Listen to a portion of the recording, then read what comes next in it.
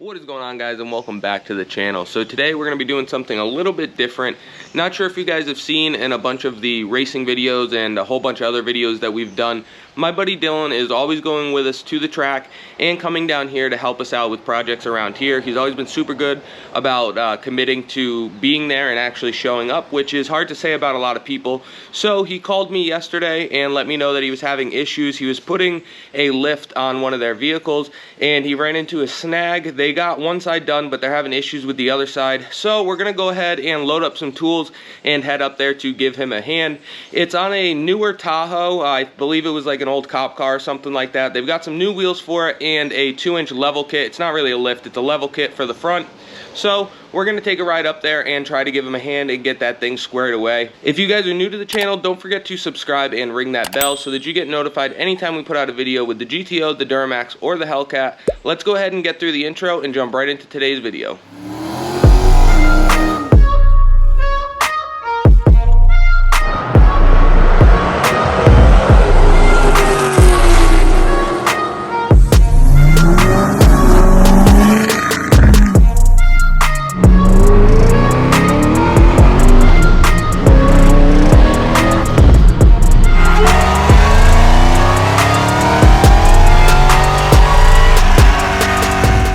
Alright guys, so we just got out here to Dylan's. As you can see, the Tahoe is behind me. It's a 2015 Tahoe. It used to be a cop car, so I believe they call them a PPV. And we're going to go ahead and finish up putting the 2-inch leveling kit on it. She's got some new wheels for this thing right here, which we will throw on once we get the leveling kit done. So those are going to look really nice on this thing. We've got to go ahead and get the driver's side done. They got the passenger side done, so we'll go ahead and get this thing wrapped up. Might be a little bit more of a challenge because usually the first side is a little bit easier, but like I said, we'll figure it out. So let's go ahead and get this thing jacked up, get the wheels off it, and start tearing this thing apart.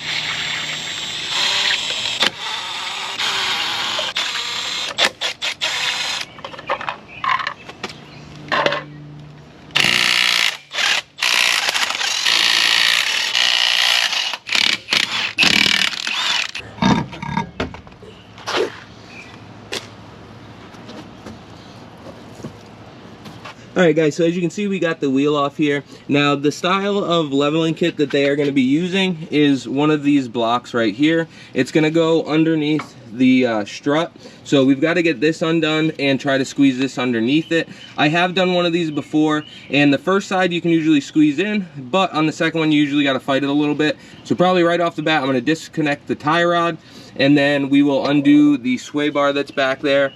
Once we get that done, we'll probably try to snake it in by prying on it and just stand it on this rotor and stuff. But if it keeps fighting us, we will end up undoing this ball joint. So let's go ahead and start tearing this thing down. All right guys, we're gonna take this 10 mil out to get this brake hose out of our way. Now we can get to the sway bar a little bit easier. All right guys, so we're gonna try running this sway bar down so that we have some slop in it. I'm gonna try leaving the nut on. If we have to, we'll take it all the way off. I've got a 17 wrench up on top and a 16 socket down on the bottom. Just gonna leave it like that for now. See if it gives us enough play to do what we need to do. Now we're gonna hit this with a 21, the tie rod. Hopefully it just comes right out for us here. Amen. So we grabbed the 15 mil again, and we're gonna go ahead and undo the bolts for the strut so that we can start seeing what we're gonna have to do to make some room here. That's one.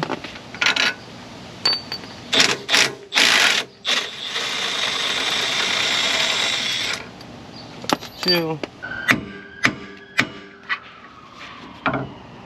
All right guys, so we grabbed an 18 wrench.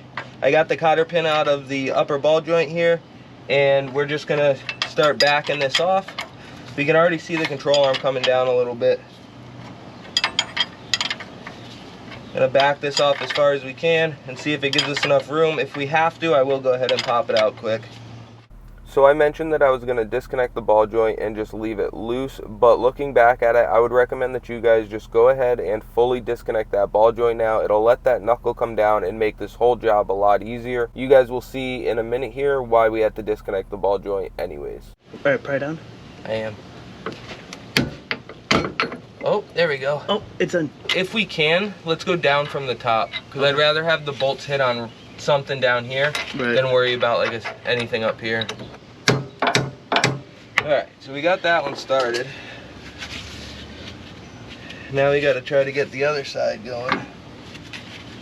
It's almost like we got to twist it. Twist it. Yeah, well the problem is you're never going to get the bolt in that way. Right, that's why he's got it upside down on that side. Alright guys, so the issue we're having is if we go up from the bottom, the nut and the bolt's going to hit that axle. And the guy that helped him on the other side did it this way as well. But after looking at it, I don't want to leave it like that. So we're going to undo the axle back in there, those 6 bolts, and try to lift the axle up out of the way so that we can flip that bolt and put it down from the top. So we're going to start undoing that axle and try to get it out of the way.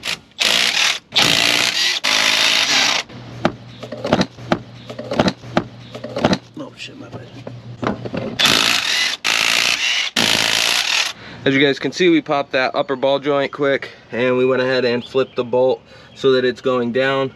A little bit more of a pain than we thought it was going to be. I was hoping we could snake it in, but obviously we could not. So we had to pop the ball joint to get the axle out of the way enough for me to be able to get the bolt down from the top. So now we're going to go ahead and tighten these bolts back down and start putting this thing back together.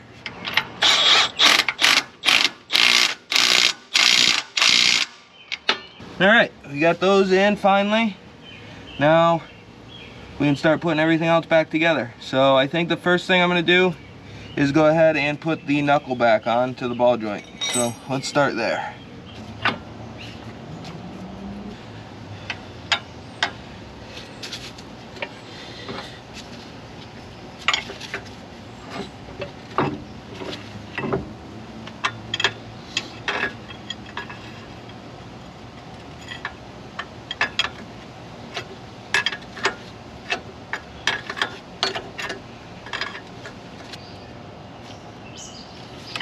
Alright guys, we obviously want to get this tight and we want to get that cotter pin back in that castle nut.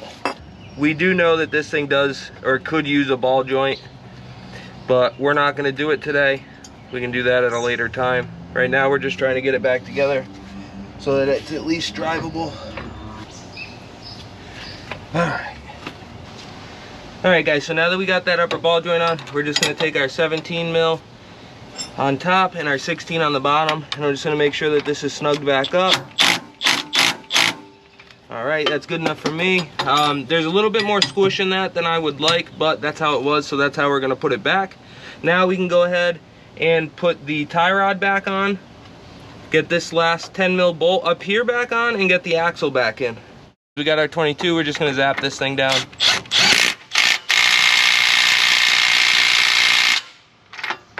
Alright, that's nice and tight. Now let's go ahead and throw the axle back in this thing. Now we're going to go ahead and get the axle back in, get all the bolts started, and then we'll just go around and crank them.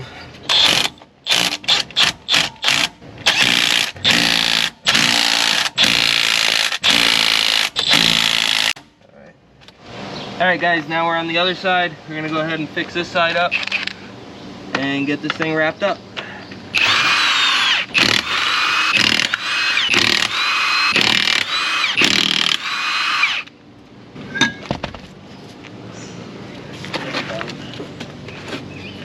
Once again, I'm going to get this tie rod disconnected and out of our way.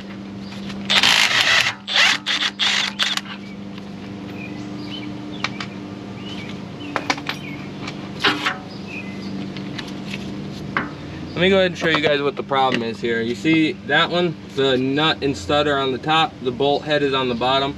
Not sure if you guys can see in here on that where that axle is, but that head of the bolt is contacting the axle. So obviously we can't leave that how it is.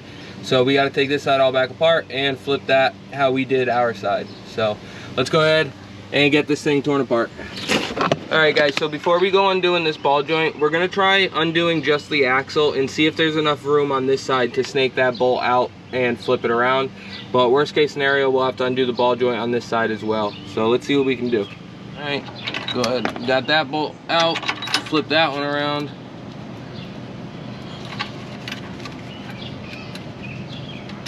Now we want to tighten this one way down so that we can hopefully get the other bolt out when the time comes and not have to worry about the shock or the bracket here moving. All right, now we're gonna go ahead and loosen that axle, get it pulled out, and see if we can switch the other bolt around. Now we're just gonna try to run this bolt out and see if we can hold the axle up out of the way enough to get the bolt flipped.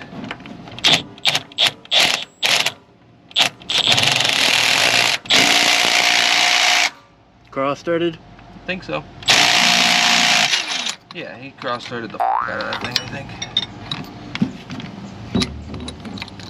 Oh yeah. You see the bolt? Yep. Yeah, he couldn't get it, so he just sent it. Now we gotta go find bolts.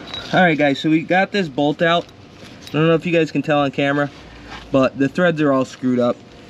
Whoever put this thing together couldn't get it to start, so they just sent it in with an impact or sent it by hand, and now the nut and the bolt are screwed up enough to where I don't want to put it back together. So we're gonna go see if we can find some hardware with a bolt with a shank like this and go from there. All right guys, so we just got back. We've got a new bolt, lock nut, and some washers. So we're gonna go ahead and throw this on the bottom of the strut and get that tightened down. Then we can start throwing that axle back together, the tie rod on, and we can start throwing the new wheels on this thing.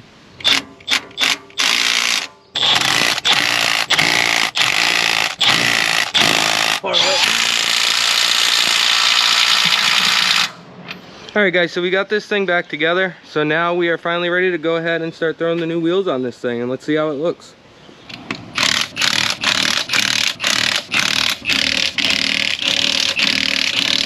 It looks good. Those rims are nice. No, they look good. I didn't want just black, but I didn't want just silver. Oh my god, you guys are freaking amazing. That's the yeah, no, it looks good. Alright guys, so as you can see, we got this thing back on the ground. We got the new wheels on it. Thing looks pretty damn good, honestly. Wasn't sure how we felt about the wheels at first, but seeing it on the white SUV, it actually looks pretty sweet. Thing looks like it's got a little lift on it for sure. Definitely looks sweet in the video, in the camera, but they look good. So now we're gonna go ahead and fire this thing up, and we're gonna take it for a ride, make sure everything seems good.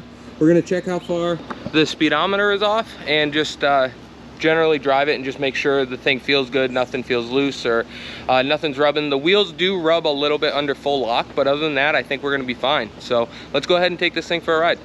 All right guys, so we're out driving the Tahoe. Everything feels pretty good so far. I'm gonna check the speed versus our phone and see how far the speedo is actually off. Says we're at 45.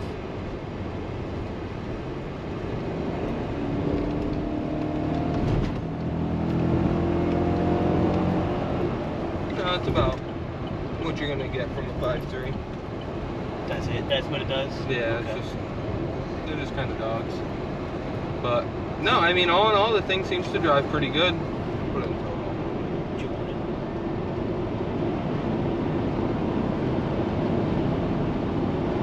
I don't know, man. I feel like it should have a little more than that.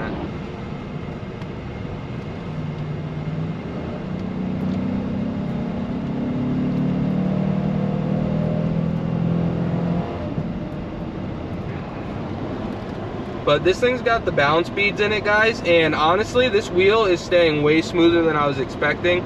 My truck has a little bit of a shake, always had, but this thing seems to be doing great with the balance beads. So super happy about that. Gonna finish taking this thing for a ride and then head back. All right, guys, so we just got back with this thing. Thing seems to be running really good. Drove super smooth, super happy with the tires and wheels on this thing. Turning radius is a little bit rough. You have to cut it pretty wide and like back up and make a 50-point turn sometimes, but other than that, it seems to be doing pretty good. So as always, guys, I appreciate you for checking out the channel. Don't forget to like, comment, subscribe, and ring that bell so that you get notified anytime we put out a video with the GTO, the Duramax, or the Hellcat, and we will catch you on the next one.